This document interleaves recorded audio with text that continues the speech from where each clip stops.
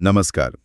आज हम जीएसटी भुगतान के नियमों और प्रक्रियाओं पर थोड़ी गहराई से बात करेंगे। जी। हमारे पास जो जानकारी है वो सीजीएसटी एक्ट की धारा 49 से 53 पर आधारित है, तो कोशिश रहेगी कि जीएसटी पेमेंट सिस्टम को आसान भाषा में समझें। बिल्कुल, मतलब पेमेंट कैसे करना है, ये जो लेजर होते हैं इनका क्या रोल है, और हाँ, अगर टाइम पे पेमेंट नहीं हुआ तो उसके क्या नतीजे हो सकते हैं, ये सब जानना बहुत जरूरी है। सही कहा।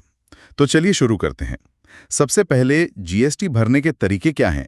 क्या ये सब कुछ ऑनलाइन ही होता है? देखिए, सिस्टम तो पूरा ऑनलाइन ही है, लेकिन पेमेंट के लिए दो मुख्य रास्ते हैं। अच्छा।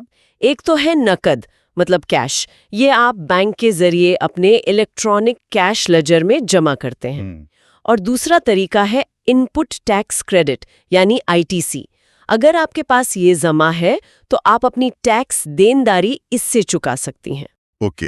ये लेजर शब्द बार बार आ रहा है। श्रुत में 3 तरह के लेजर बताए हैं, लायबिलिटी, क्रेडिट, कैश। ये असल में है क्या? बैंक अकाउंट जैसे? हाँ, आप इन्हें एक तरह के डिजिटल खाते समझ सकते हैं। जीएसटी पोर्टल पर हर रजिस्टर्ड टैक्स पेयर के लिए ये होते हैं। ठीक है। तो इलेक्ट्रॉनिक लायबिलिटी लेजर जो है, उसमें आपकी कुल टैक्स देनदारी, मतलब कितना टैक्स देना है, वो दिखता है।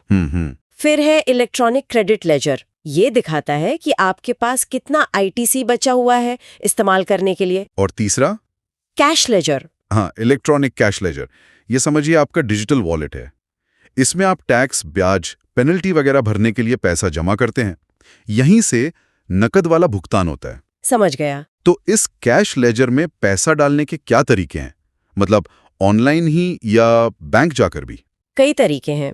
सबसे ज्यादा तो ऑनलाइन ही होता है। इंटरनेट बैंकिंग, एनईएफटी, आरटीजीएस से आप एक चालान बनाते हैं, PMT-06, और पेमेंट कर देते हैं। अच्छा। हाँ, लेकिन अगर अमाउंट छोटा है, मतलब 10,000 रुपए तक प्रति चालान, तो आप बैंक काउंटर पर जाकर नकद, चेक या डिमांड ड्राफ्ट से भी जमा कर सकते हैं। ओह, ये ऑप्शन भी है। जी। और डेबिट क्रेडिट कार्ड का ऑप्शन भी है, पर वो अभी उतना कॉमन नहीं है। जोर ऑनलाइन पर ही ज्यादा है। ठीक है। स्रोत में ना आईटीसी इस्तेमाल करने के क्रम पर, मतलब किस ऑर्डर में यूज करना है, उस पर काफी जोर दिया गया है। ये सुनने में थोड़ा सा कंफ्यूजिंग लगता है। हाँ, ये पॉइंट बहुत जरूरी है, और यही अक्सर लोग गलती कर जाते हैं। देखिए, नियम बिल्कुल साफ है। बताइए। सबसे पहले, अगर आपके पास आईजीएसटी क्रेडिट है तो उसे सिर्फ और सिर्फ आईजीएसटी की देनदारी चुकाने के लिए ही इस्तेमाल करना है। ओके। पहले आईजीएसटी टू आईजीएसटी। बिल्कुल। अगर वो चुकाने के बाद भी आईजीएसटी क्रेडिट बच जाता है, तब आप उसे पहले सीजीएसटी और फिर बचा हुआ एसजीएसटी चुकाने में लगा सकते हैं।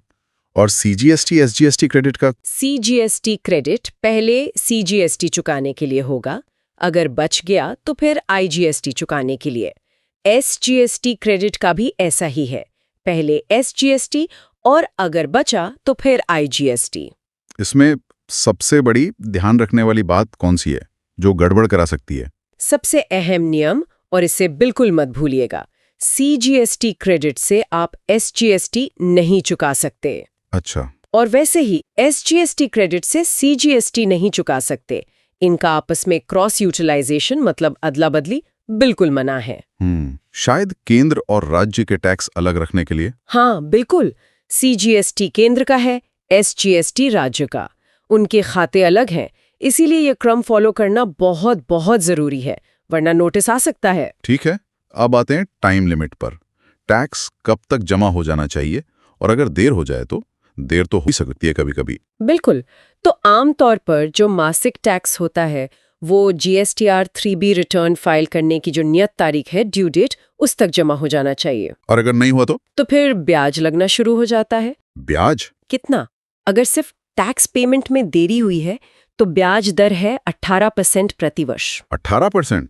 काफी है। हाँ, लेकिन अगर मामला गलत तरीके से आईटीसी क्लेम करने या इस्तेमाल करने का है, मतलब आपने ज्यादा आईटीसी ले लिया या गलत इस्तेमाल किया, तो ब्याज दर बढ़कर 24% प्रतिवर्ष हो जाती है। अरे बाप रे, 24%? जी हाँ, ये बहुत ज्यादा है। इसलिए आईटीसी के नियम बहुत ध्यान से फॉलो करने चाहिए। और ये ब्याज लगता है ड्यू डेट के अगले दिन से लेकर जिस दिन आप असल में पेमेंट करते हैं उस दिन तक, रोज का। समझ गया। स्रोत में टीडीएस और टीसीएस का भी जिक्र था। ये इनकम टैक्स वाले टीडीएस टीसीएस जैसे ही है क्या? कॉन्सेप्ट तो वैसा ही है, पर ये जीएसटी के दायरे में आते हैं। टीडीएस यानी टैक्स डिडक्टेड एट सोर्स तब कटता है जब सरकारी विभाग या पीएसयू वगैरह किसी सप्लायर को 2.5 लाख से ज़्यादा का पेमेंट करते हैं। और टीसीएस यानी टैक्स कलेक्टेड एट सोर्स, ये ई-कॉमर्स प्लेटफॉर्म्स काटते हैं, जैसे अमेज़न, फ्लिपकार्ट, वो अपने प्लेटफॉर्म पे बेचने वाले सप्लायर से कलेक्ट करते हैं। अच्छा, ये ई कॉमर्स वाला टीसीएस है, ठीक है। और एक आखिरी सवाल, मान लीजिए किसी ने गलती से ज्यादा टैक्स भर दिया, कैश लेजर में ज्यादा पैसे डाल दिए या आईटीसी गलत एडजस्ट हो गया, तो क्या वो पैसा वापस मिलता है? हाँ, बिल्कुल। अगर आपने ज्यादा टैक्स जमा कर दिया है तो आप रिफंड क्लेम कर सकते हैं। कैसे? इसके लिए एक फॉर्म है RFD 01, वो भरना होता है। प्रक्रिया थोड़ी डिटेल्ड है, पर हाँ, अगर आपका क्लेम सही है तो पैसा वापस मिल जाता है, चाहे वो कैश का हो या अतिरिक्त आईटीसी का। बहुत बढ़िया। तो संक्षेप में कहें तो जीएसटी पेमेंट सिस्टम पूरा डिजिटल है। जी 3 मेन लेजर हैं, लायबिलिटी, क्रेडिट, कैश। सही, आईटीसी इस्तेमाल करने का एक तय क्रम है बिल्कुल जिसे बदलना नहीं है, बिल्कुल। और टाइम पर पेमेंट करना बहुत जरूरी है, वरना 18 या 24% तक का ब्याज लग सकता है। एकदम सही कहा। समय पर और सही तरीके से भुगतान, यही अनुपालन का बेस है। धारा 49 से 53 इन्हीं सब चीजों को कंट्रोल करती हैं। ये जानकारी वाकई काफी उपयोगी रही। लेजर, पेमेंट के तरीके, आईटीसी का क्रम, डेडलाइन, ब्याज, सब कुछ कवर हो गया। ये तो साफ है कि नियमों को ठीक से समझना और पालन करना कितना जरूरी है। हाँ,